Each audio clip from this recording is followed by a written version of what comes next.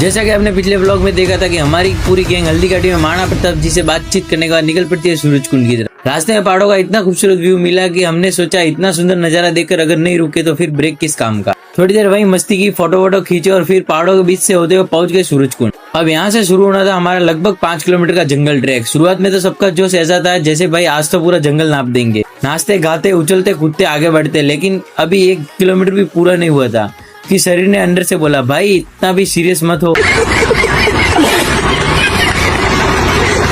हम जंगल में गए थे मेंटल हेल्थ को ठीक करने, लेकिन वहां जाकर पता चला कि हमारी फिजिकल हेल्थ को भी हमारी जरूरत है। किसी तरह आगे बढ़े और रास्ते में आया जंगल का नाला, उसे पार करके आखिरकार पहुंच गए प्रवेश द्वार पर।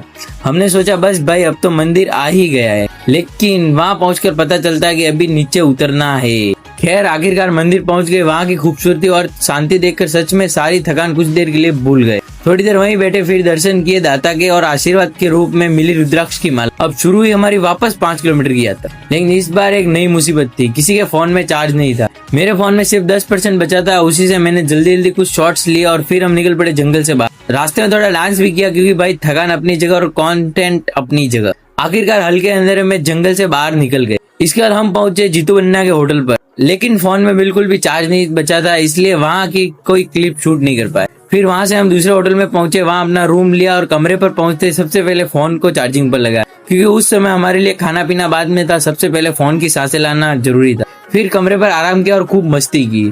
तो भाई आज के व्लॉग में बस इतना ही। जंगल ने हालत खराब कर दी, लेकिन यादें एकदम शानदार दे दी। मिलते हैं अगले व्लॉग में, तब तक के लिए जय हिंद जय भारत।